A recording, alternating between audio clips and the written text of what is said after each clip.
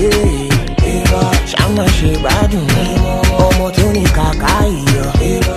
everyone, welcome back to my channel. I know it's been a hot minute that I've been here. How have you been? I have been great. Just really occupied with school and exams and stuff like that, but I'm back.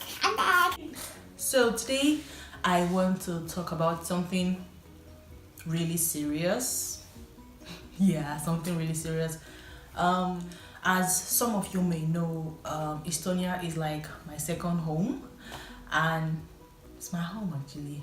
And a number of people have come to me in the past year asking me how they can move to Estonia, how the process is, how the country is like, and all that. And I've had quite a number of these requests. So I thought, why not make a video and answer all your questions? That makes a lot of sense. So today I'll be talking about everything you need to know about moving to Estonia as a foreigner. So let's get right into the video. First things first. Let me just say this before some people come for me. Every country has its pros and cons. Today I will be talking about the pros of moving to Estonia. So, Estonia is a very peaceful and quiet place. Like, that's one of the things I love most about the country. It's quiet, it's peaceful, it's laid back. There's no hustle and bustle like we have in Lagos, Nigeria, where I grew up, or as some other places. It's really laid back, it's quiet, it's secure. Like, their security is top notch. Their hospital services top notch. You call an ambulance, they are there in less than 10 minutes or so, depending on where you are, but they come really fast. Everything like works really well, and it's also a really technologically advanced country. As you may know, some of the founders of Skype are actually Estonians. Skype was brought to life by 5 people: a guy from Sweden, a guy from Denmark, and 3 guys from Estonia. And the 3 Estonians were responsible for developing the software for Skype. So, like, imagine that kind of thing. Oh my gosh. So yeah, if you are opportunity to go to Tallinn, you'll see the really big Skype building there in Tallinn. Like, oh, Skype software is from this place, like.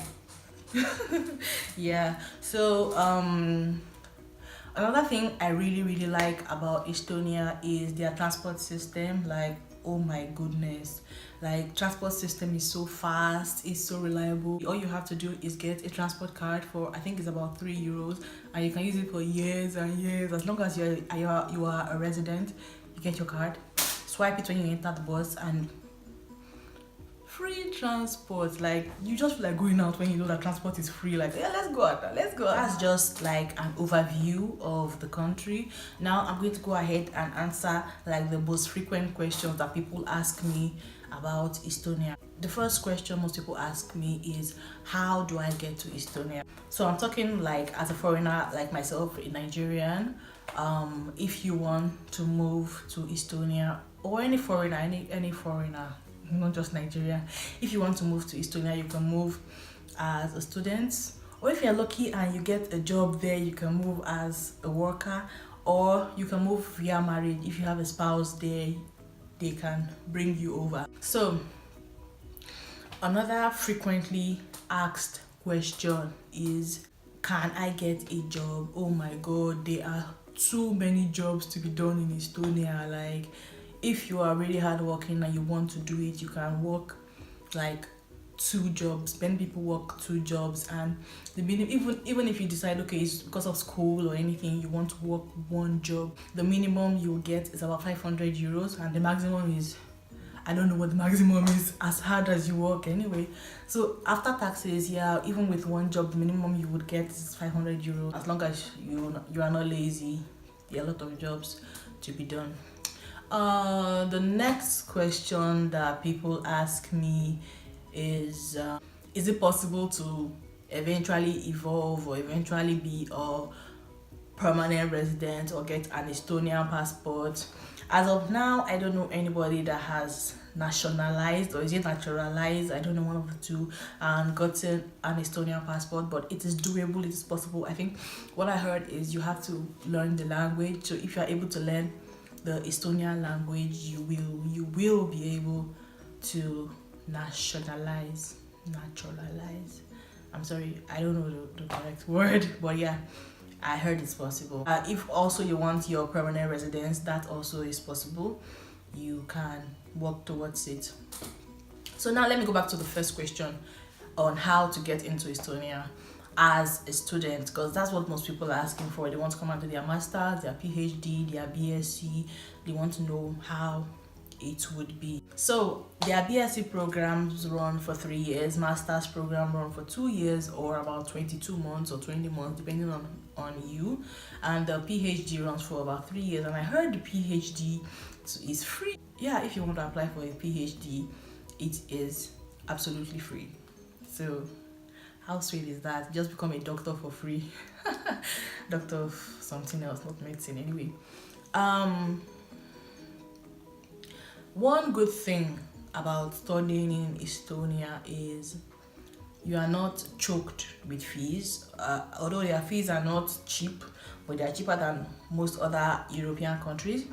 And you don't have to pay everything at once. They recognize that some people might be fending for themselves, you might be working, so you can pay your fees in bits, either monthly or bi-weekly or bi-monthly. Just make sure by the end of the semester, you have 2 semesters in a year, by the end of the semester, to be on the safe side, you should have paid at least half of the fees for the session, and that makes it easier for you to at least relax and be able to work and pay your bills and maybe save, depending on how. Another good thing about schooling in Estonia is the government gives something that we call bursary in Nigeria. I don't know what they call it in other countries, but I know in Nigeria we call it bursary. So the government gives bursary to students. The maximum anybody has ever gotten is about 220 euros, and the minimum is I think about 50 something euros. They calculate it based on, I think, how much you earn, statements of account that you use to enter the country, so many things that they use to calculate like how much they will eventually give you. But if you apply at the beginning of the session, the government, every month you get an incentive from the government, and it really helps to like lessen the burden on students. Like at least you can use the money to maybe pay your rent, pay some bills and stuff like that. So yeah, that's really good. And then, as you know now, uninterrupted school calendar, you know you're going to graduate at this time, and you are going to start school at this time and finish school at this time, and that's really nice. But another thing to note is they take attendance really quite serious, school attendance, but I think some people have taken it for granted over the years. Of course you can work, you can go to work, but your primary purpose of being in the country is because of school. So yeah. Then for master's students, as I said earlier, the masters last for about 2 years or about 20 months depending on you. They have like a greater privilege than BSc students. The master's students, if you're married, you're allowed to bring in your family into the country, and they give your child, your wife, the temporary residence permit too. They can stay as long as you can stay, especially if your spouse eventually gets a job or something. It makes it really, really, really easier. And then most schools have provisions for married people for master's program. They have special hostel facilities, like, you know, the way normal hostel is, you share facilities and all. If you are married, they give you like a special room with your own bathroom and kitchen and all that. Like it make it really easier for families that want to stay together, like on a budget. You can stay in the hostel and live well and live fine. That's another thing like I find really, really, really great about going to do master's program in Estonia. Then, as I said earlier, the PhD is about 3 years and is absolutely free. So why not come and do your PhD in Estonia? I'm advertising as if they're paying me money. Anyway. And then the icing on the cake. When you're done with school, whatever you decide to do, whether BSc or MSc, when you're done, you can apply for 5 years straight of temporary residence, as long as you have a job that you are doing, because they want to know why you want to stay for 5 years. As long as you have a job that you're doing, you can apply for 5 years and they'll give you 5 years straight, and from then after that I think you can apply for 10 years. But the system is really easy, like they make it really easy for foreigners that want to stay, that are serious minded. If you want to work, you want to make a life, make a living for yourself, like it's really smooth, it's really easy. So if you're looking for a country that is quiet, laid back, no too much hustle and bustle like in major big, like we see in other places, secure, like quiet, yes, Estonia is the place for you. Yeah, so I think I've taught the major topics: how you can come to Estonia, why you should come to Estonia, and can you make a living from Estonia, and when you are done, like, can you stay? Of course you can stay. So I hope I've answered most of your questions, and as I said earlier, I was only highlighting the pros, not the cons. If you want to know the cons of staying in Estonia, maybe I'll send me an email, maybe I'll reply you. But there's nowhere you go to, like, of course you see some good things, some bad things, good people, bad people. That's the way life is, so it shouldn't be like something so serious. Yeah, so that's it.